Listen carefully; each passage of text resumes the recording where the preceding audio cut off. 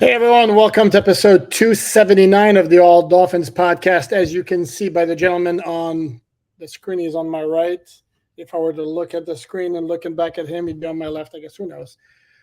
Very, very pleased to be joined on this first post-Tomar episode. How's that? I'm still talking about him. No. I kid. I am very, very pleased to be joined by you. See the name, you should recognize the face. Hope you know the writing. One of South Florida's best sports writers for the past 2 decades or longer, Dave Hyde of the South Florida Sun Sentinel. Dave, thank you so very much for being the first guest on the All Dolphins podcast. I'm glad to be here. I've actually been here 4 decades, but you're probably right. The first 2 decades, it was just tune-up to the last 2 decades. So very old person here. Yeah, you and I both, my man. Yeah, Dave and I go way back. Long time. Long time. Actually, I did some work for Dave as a copy editor when he wrote the book Still Perfect on the 1972 Miami Dolphins through Curtis Publishing, which at the time was publishing it. There you go. There it is. This is and that was my first work with Alan, and he not only did a bang up job editing, but he turned me on more to U2 as a band. I remember because he would listen to U2 all the time. Whenever I walked in there, it happened to be on. Oh yeah, so I started listening to U2 more. Yeah, nice. And you returned the favor later on with Guster. You're the one who turned me into Guster. Okay, good. Very nice. Quid pro quo there.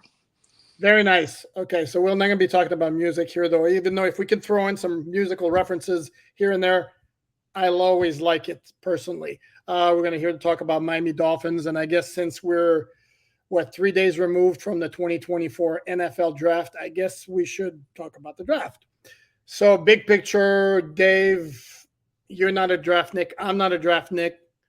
We don't pretend to be draft Nicks, but we certainly have certain base of knowledge on what should be accomplished, what the goals should be, where the Dolphins were before, what they got. Your big picture overall thoughts on what the Dolphins did. Yeah, in a word, underwhelmed.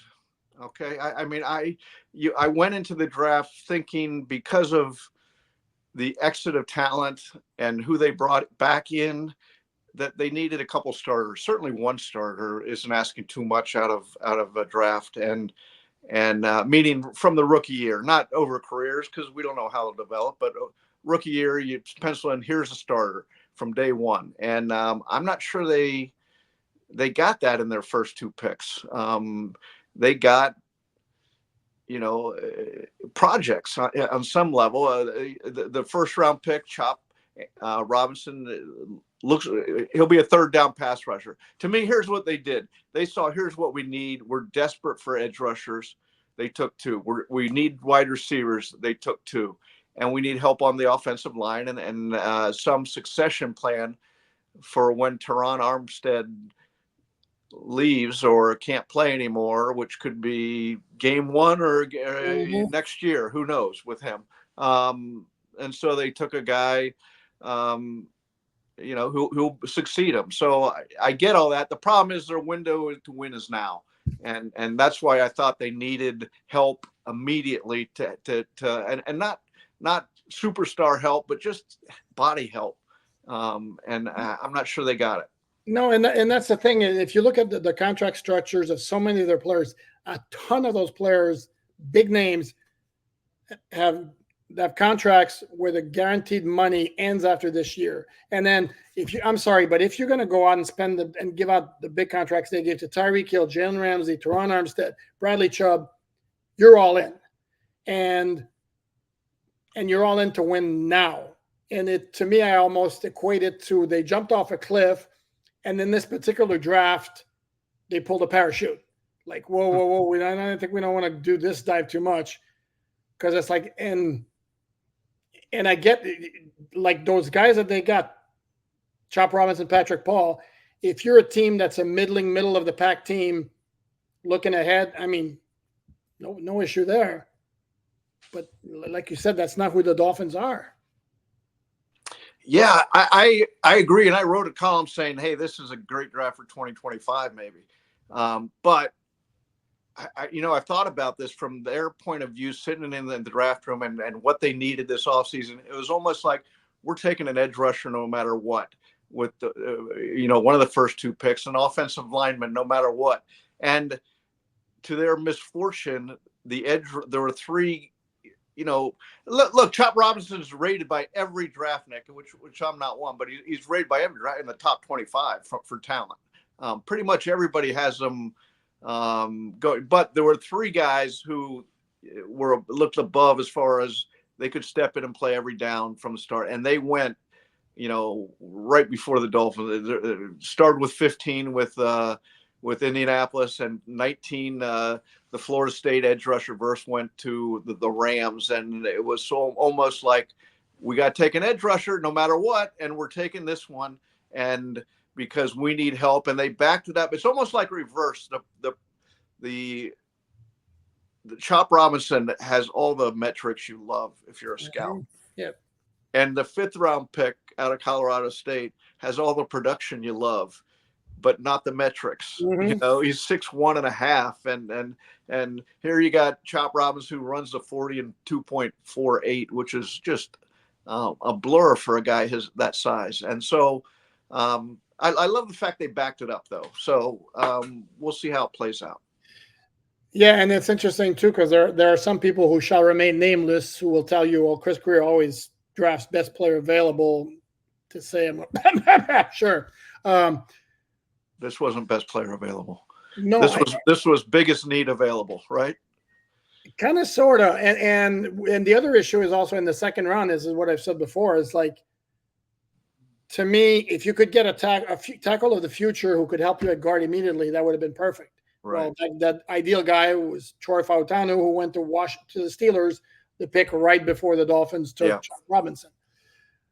And Patrick Paul is not a tackle. I mean, sorry, not a guard. Period. Right. So then at that point, to me, they went long-term view, positional value, because if he becomes a complete stud, and the more I do research on these draft picks, you read about him and you hear about him and you see some of his tape, and it's basically the technique is kind of, no pun intended, choppy. Yeah, see what I did there? First round pick, no problem. Thank you. A little bit choppy. And then you look at the fact that this is a guy who was a 4-year starter or thereabouts at Houston. Well, if his technique's still choppy, when is it going to get unchoppy? No. After sitting a year, I mean, from his standpoint, career building standpoint, he couldn't ask for a better situation. If he's not expected that start, he's sitting behind Teron Armstead and gets to soak up that knowledge. And Chop Robinson, too, in a way. I mean, he's going to get help from Bradley Chubb, but he's going to be thrown in. The concern with him is, and it's a glaring number that jumped out at me, it's 15 tackles. And considering 4 were sacks, so he basically had 11 tackles in 10 games at Penn State.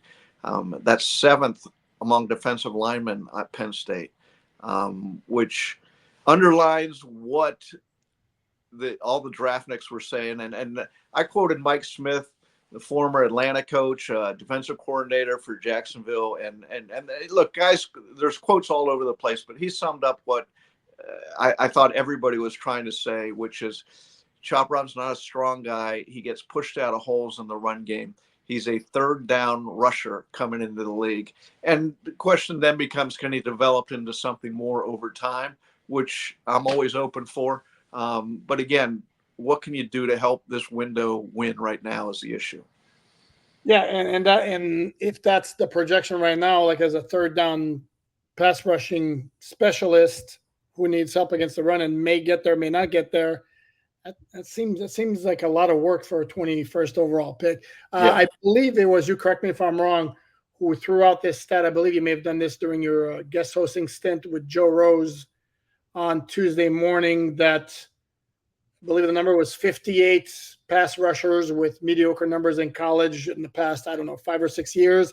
And out of those, or 10, 20 years, I don't remember the time frame, out of those, only 8 became successful NFL pass rushers.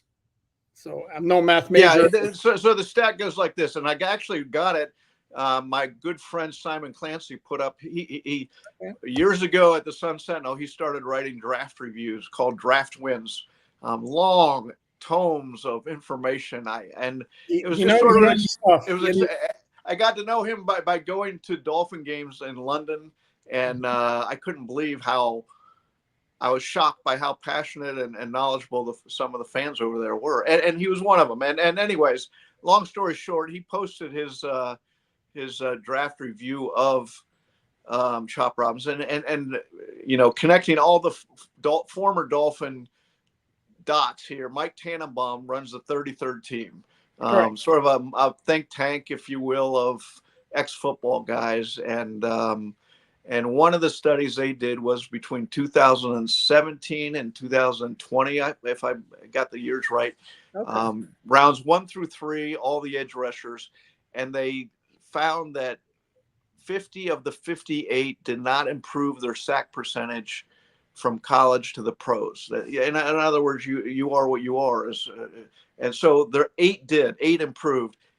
Chop Robinson's got to be in that 8. Got to be in that 8 because David, here's my question, and it would be great if you. I don't know if the 33rd team had the list of the 8 who did pan out, and whether there was a common thread among those guys, whether they were all physical freaks who, for some reason, didn't produce in college, and then all of a sudden it snapped in the NFL, or was there another common? Yeah, I actually tried to find the actual study online, and I haven't been able to find it. I got to do a little more research on that. So, but yeah, the question, who are the 8, and also who are the 58, and it gets a little back. It's ironic, coincidental. Mike Tannenbaum's doing it because one of the things, studies show his belief was take a different draft, and one that's affecting the Dolphins still, that quarterback couldn't improve accuracy. And I had all these studies that proved that. And of course, that led him not to taking Josh Allen. Josh Allen steps in the league, and who's improved their accuracy to the point that he's the franchise of Buffalo now. And so, studies are studies, and but there are exceptions to everything. So if you're a Dolphin fan, you're hoping that Chop Robinson fits into that smaller percentage. And if you're a Dolphin analyst who points out the fact that the percentage aren't good, you're a hater. Who was like this? By the way, tell me if you'll be impressed. There you go. I don't know if I did that for you the last time you were on here. I remember seeing this. And I'm impressed that you can do that with your hands. Does that just come up naturally if I do it? I have no idea. I mean, I just did it one time. You got the magic touch. That's amazing. I don't even know. It's some MacBook Pro thing, but I don't even know. Anyway, but the point I was going to make is there's somebody who was like this very much for Josh Allen, as I'm sure you're aware, is Adam Gase. And I take it he was overall. If you remember, that was a draft class of Baker Mayfield, Sam Darnold, Josh Allen, Josh Rosen, and I'm going to forget the other one, Lamar Jackson. And Adam Gase liked Baker Mayfield. I'm going to guess because of his moxie, and he liked Josh Allen. I'm going to guess because of the physical freakiness of his skill set. I've never heard. I knew the Dolphins, all of them loved Baker Mayfield because they were trying to talk him down. When you start talking to people and Baker Mayfield, they keep comparing him to Drew Brees. He has none of the athleticism of Drew Brees. Drew Brees was a state champion or a state player. He beat Andy Roddick in tennis in high school. There's no sort. So I was like, okay, they like Baker Mayfield. I didn't hear that. I have heard from media people that Adam liked Josh Allen, but no, he didn't like Josh Allen. Oh, he did not like him. No. That's not strong enough. Look at the hearts. He loved Josh Allen. Really? Yeah. That surprised me. Okay, I'm not disputing that. I just, talking to people after the draft, I was told there's no way they were going to draft Josh Allen. Now that's Mike Tannenbaum, and I assume, Chris Greer ran the draft too. So I it always gets a little murky when somebody's not picked and he goes on to greatness, and all of a sudden, who do you point the finger at, right? Yeah. So I think that one escapes Adam Gase. I think that's not him. And if we know, that was also the draft where, and I think you were all over that story that Stephen Ross kind of like threw out the idea, hey, how about we take Lamar Jackson? And Chris Greer was like, no, not going to happen. I was all, with your past cohort, Omar was working with the Sun Sentinel, and we would do shows. I was all over Lamar Jackson. I don't understand why teams are down on Lamar Jackson. I mean, look what he produced at Louisville. Look at that. And you know, it over time, and that's one of the drafts. You know, I realize there's very few people who can judge quarterbacks. I'm not putting myself in that. I mean, the guys who do it for a living and careers are on the line and have trained for it. There's very few who can do it. And, you know, Kansas City has one of those guys, Andy Reid and Brett Veach. Brett Veach, he was a scout. And I talked to him about this at the Super Bowl. He was a scout looking at tape of somebody else an offensive lineman at Texas Tech, and he noticed the quarterback when he was a sophomore. And he started watching them, and he started pestering Andy Reid. Here's our quarterback, and that's how greatness. That's why Brett Veach is now the general manager of the Kansas City Chiefs, right there. But very few stories. There's more stories of the Zach Wilsons or the Trey Lances, and I just it must be impossibly hard to judge quarterbacks. No, Mitch Trubisky from that draft. I mean, if you remember, Mitch Trubisky, yeah, right. I mean, the Bears had the second pick, and it's like, I mean, they've been in QB purgatory ever since. And I'm sure they're hoping they got it right with Caleb Williams. And then if you look, still very, very, very early for this, but if you look at Carolina and Houston last year, sure looks like Carolina, I mean, which trades up to number one, gives Chicago all sorts of things, takes Bryce Young, and then Houston's like, okay, fine, we'll go with CJ Stroud, who looks like a complete stud, and Bryce Young, even though the circumstances around him were brutal. And I saw some, not just lack of talent around him, some play calling was, what the hell are they doing? There's nothing about him like last year that really told me, yeah, he's going to be good. Like Josh Allen, for example, as a rookie. And by the way, yes, I like Josh Allen because I'm impressed by him as a quarterback. It's not like there's not a love affair other than I respect what he does. I get this a lot of times from Dolphin fans that I'm in love with Josh Allen and Justin Herbert. I'm in love with every quarterback in the NFL other than Tua.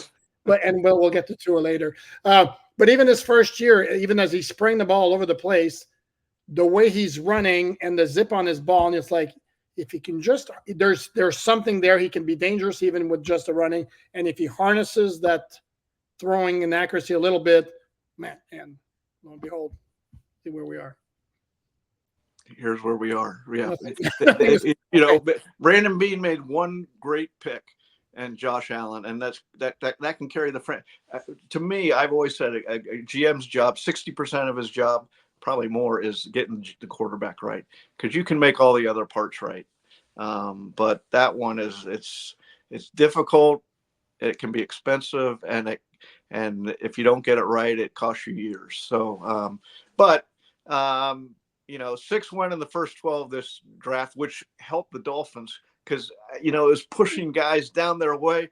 And I'm with you. The way the draft fell from 15 to 20 just must have crushed their draft room because, there's a guy we would have taken. There's a guy we would have taken. There's a guy would. And again, Chop Robinson was most every mock draft or the draft next were high on him as far as going, you know, top 25, certainly the first round. So it isn't like it's a reach. I'm just, you know, I did a book with Jimmy Johnson and Swagger. And one of the things I remember him talking about his drafts in Dallas, how they hit on him, how they built that team. And he said once, and in fact, Dave Wanstatt talked to me about this too, went to Jimmy and said, here's a guy we like. They didn't want the guy's name out there, but here's a guy we like, defensive lineman, and one of the big conferences, big school, started a few years, and he had all the measurables. He was, you know, everybody's looking at his numbers from the combine. He's going to be a great player. And Jimmy turned on the film and he looked at his stats and he goes, where's the production? I don't see the production. And they passed on him, and he went on and he had he was in the league for a while, but it was a pedestrian career. There wasn't anything special about it. And on the one hand, that's your fear. Everybody's different. Chop Robinson could turn it on, but that's your fear right there. You look at the 15 tackles, and you're like, wow, that's not much. No, no, I agree. Yeah, and there's a lot to like about the other edge defender that they took, and right. I tweeted this out when he wasn't even done. I was like, man, I am getting Brian Cox vibes from this guy. I mean, all over the place. The way he talked, right? Absolutely. He's coming in with a boulder on his shoulder, a chip. It's exactly what he's got, an attitude. Hope he has the NFL game to back up. He certainly had the college game. No, and if you remember, Brian Cox at Western Illinois was like, he was a decent prospect, but he was big, but he was kind of slow. There was nothing special, and he gave the Dolphins 5 really, really good years until the free agency purge when Jimmy Johnson took over in '96, and they lost Brian Cox, Marco Coleman, Troy Vincent, and Keith Jackson. I think Keith Jackson was the other one. No, Irving Fryer, I believe, was the other one. Sorry, because they were in a bad cap situation. So if it turns into anything remotely close to Brian Cox, I mean, count me in. But I loved hearing the guy on the Zoom session. Yeah, there are guys like that. I mean, we can even bump it up a little. Zach Thomas coming in, 5th round pick, all the production in college, but he had none of the measurables. And so, you can come up with anecdotal evidence for your hope at anything from Chop Robinson to, the lower round picks, but everybody's different. We'll have to see how they develop. No, because the truth is, yeah, there's always an outlier. Logically, you go by percentages. Again, based on that study that was done, it doesn't bode necessarily that promising for Chop Robinson becoming like a highly productive NFL pressure guy, but he could be the outlier. We could be part of that outlying group. Okay, we've avoided the topic before. We talked about Josh Allen. We talked about big decisions, getting the quarterback right. So I think the people on this podcast have a pretty good idea where I stand on Tua. Where do you stand on Tua, Dave? Well, what's the contract going to look like? That's my question. And I've come to – I wrote a column saying I would not sign him to a big contract right now. I'd want him to play another year. But, I've come to realize talking to Phil, that's probably not realistic. They got to sign him. So the question is, what does the contract look like? And my other question, who's protecting the organization here? Because it seems like and I get why they're all in. It's a confidence thing for Tua, and it's a confidence thing for the team to show they're behind him. But, again, let's go to Lamar Jackson. What did Baltimore do? Bill Walsh used to say, I only worry about 8 franchises. All the rest, they'll lose themselves. I don't have to worry about 8 franchises make good decisions. And Baltimore is one of those franchises that makes good decisions. And they went to the mat with Lamar Jackson and didn't give him the contract that he wanted. It got brutal. Him saying, I want out of Baltimore, all this stuff. And now what? It's a love affair. They got the contract worked out. And so I guess the Dolphins don't want to do that. And I get why they don't want to do that. I'm just my thoughts. I love Tua. I love his attitude. I love if hard work is going to make him a great quarterback, he's going to do it. He'll do whatever it takes. I just come to it. Can he pick up a team and carry it? Which, if you're going to give him this contract, that's what you're saying. Because look what happens. Buffalo, Kansas City. Look, Kansas City traded Tyreek Hill. You don't think they knew who Tyreek Hill was, what they're giving up? And they said, we got to build with young, cheap players because we don't have that money anymore. Are the Dolphins ready to say that Tua can pick everybody up and carry them across the finish line?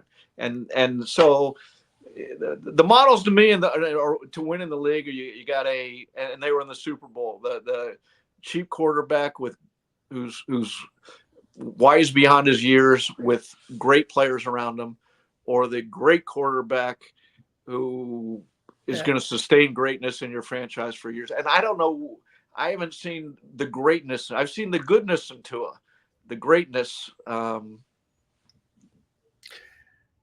Excellent point, my friend. And that's where I sit with him. I think he's a good quarterback. I don't think he's a great quarterback. And contrary to what some fans might believe, based on the feedback I get, I have never said, nor do I believe, that Tua is the reason that they haven't been able to get past Buffalo, Kansas City, Philly in those games last year, for example, or at Baltimore and all that. But here's the thing: to me, he's more part of the problem than he is part of the solution, and that's a major issue. And I will tell you, nothing that annoys the living crap out of me is this reasoning among some of the fan base of of course we have to hang on to him. Look at the quarterback hell that we've gone through since Marino retired.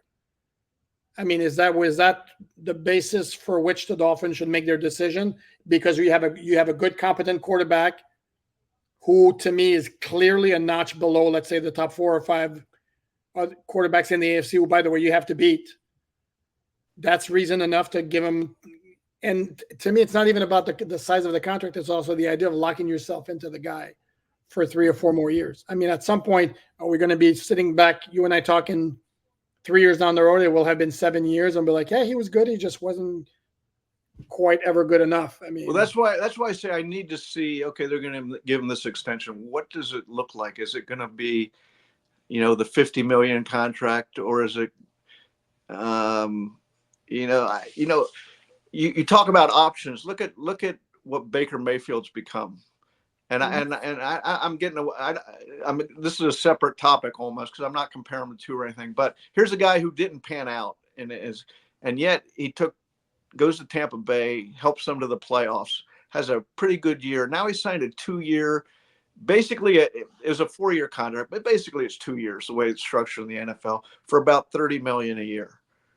Okay, and I'm thinking Baker Mayfield was in a bad situation. He probably didn't help things. I don't know all the details in Cleveland, but it didn't work out there. But he goes to Tampa and he makes it work and helps that franchise. Maybe it's maturity, maybe it's a better franchise, but and there they got him for.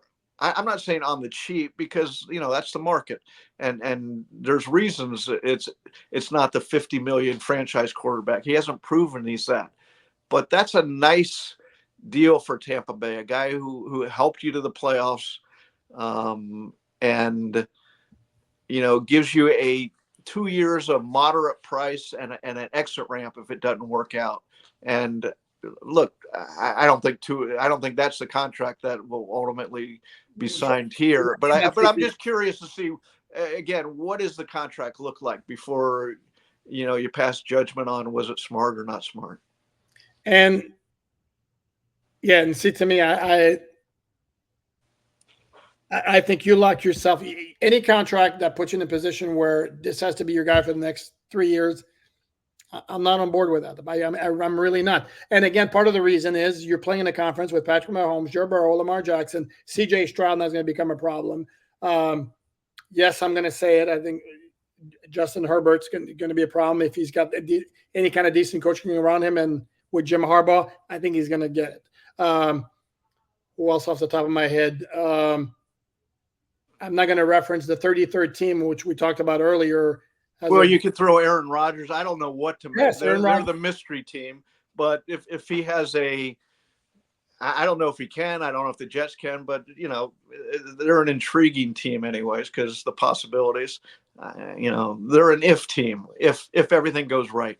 But so you throw. If he's healthy. If he's healthy, Aaron Rodgers is a higher level quarterback than Tua. I don't think that's blasphemous in the least. But my point is you look at. This is why I don't like this idea of the Dolphins tying him to them. Let him play on the 5th-year option.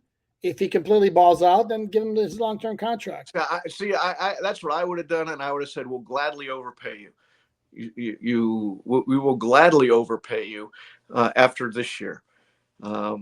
but that's not what is going to happen. And the question becomes not only how that contract looks, they got a lot of other guys to sign right now too, and what do they do with Jalen Phillips, who's hurt? But then you got Javon Holland, there's a, and they start lining up now. And that's why this is that the way they did it, they tricked the system, the tank for 2 years. Then they trade all their picks, and not all their picks, but they had the least draft capital for the past 3 years of any team ever, because they traded picks and they spent a lot of money. And they brought in veterans. So they had this finite window to win last year, this year. And, the question is going to be, are they better this year than last year? Because right now they're not. They're still going to have some swings at bringing in some veterans this summer, and it'll be interesting to see who they can get, maybe patch some holes. No, I agree. In terms of personnel, I think last year was their shot, because at one point they had a roster that was really, really good, and then it went south, partly because of injuries and then partly because some guys. Yeah, the defense was decimated by her, and we can get into that. Did the defense cost them? No, they still should have won the Buffalo game. The defense played very well in that game, and but they the question to me is, where's Plan B on the offense? When the defense, good defenses take away your Plan A, as they have done, where's your Plan B? Is that's why they got another receiver. I think they need a short yardage game. Tight end, they went out and got, a veteran tight end in Jonnu Smith, who, he's caught 5 touchdown passes last year. They didn't have a tight end who caught a touchdown pass, which is very odd. So Plan B of the offense, I'm looking to see what they do, how Mike McDaniel adjusts this year. He adjusted great from year 1 to year 2 on a lot of things. Can he make another adjustment now? Did he, though? What adjustments were made from year 1? They were the 31st, for instance. Here's the 31st running team in attempts. Oh, yeah. He realized, that's not the way to do it. And they had by statistically, they had a very strong running game last year. And we can get into, it'd be nice to have a power component in that running game in third and short, to move the chains when they need to. But this gets into, okay, what adjustments do they make this offseason? No, I agree. And he had said that throughout all last offseason, that we need to run more. And then he reverted a little bit, and they get into a playoff game. Yeah. If you remember the playoff game, they had like Raheem Mostert had a couple, 3 or 4 good runs, and they get to a 3rd and 2, and it's 2 quick throws, both incomplete. Chiefs take over, and it was a mess anyway. But I do think they have more ways to attack defenses. I like the addition of Jonnu Smith because it gives them a receiving threat at tight end, which they haven't had. It would be nice to have more of a power running component to the offense, which they don't have. Maybe they have a better, more consistent slot receiver if Malik Washington, the 6th-round pick, proves to be everything we hope he can be. However, again, I caution, scouts were very high on him. The draft boards had him much higher than he went, but he still went in the 6th round, just like last year. I'll tell you the number one thing probably I'm looking to see how they do this. Tyreek Hill's, I mean, he's your best player. He had 170 and 171 targets the last 2 years, which placed him 2nd 1 year, and basically over the 2 years he's 2nd behind Devontae Adams for targets. Mm-hmm. And people wonder why he's not feeling well in December.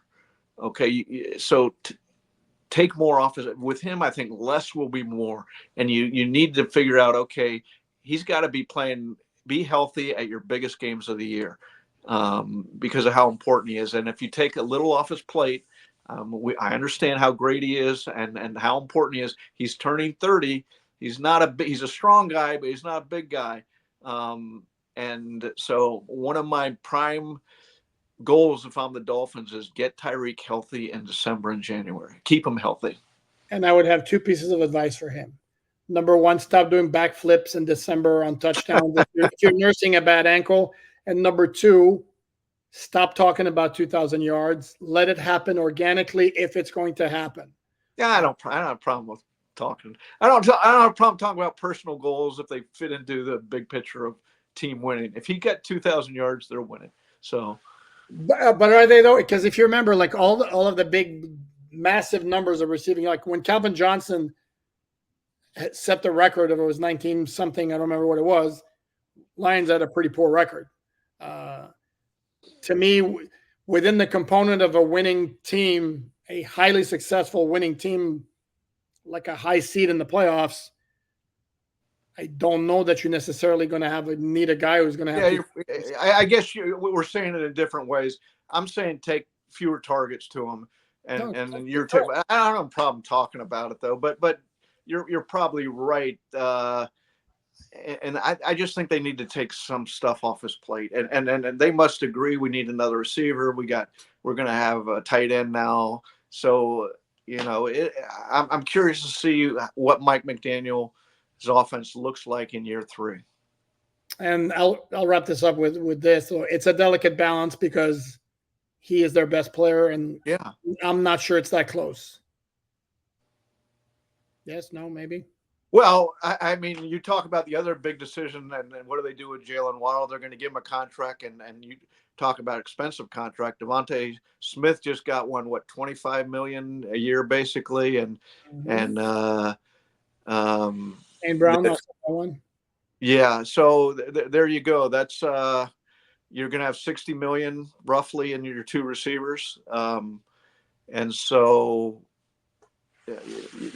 They're what makes the offense go. Them and the quick passing, quick decision making of Tua. The question to me is, can you add other elements which will make everything better if defenses have to cover more? One of the things that they signed 2 receivers. I think you saw Devon Chain play receiver. Either out of the backfield or he split out wide sometimes, like the Washington game, and made decisions, make the defense make decisions. I would bump that up a little this offseason to see more work with things like that. So, I know I agree in it. There was, unless my memory fails me, the first pick in the Buffalo game, which was a deep pass to Tyreek Hill in the seam down the left side, Achane was out wide to the same side, and the defenders both went to Tyreek, and Achane was running pretty free. But no, they have a lot of options to play with. That's going to wrap it up. Dave Hyde, thank you very much for joining the All Dolphins podcast. It was fun talking Dolphins.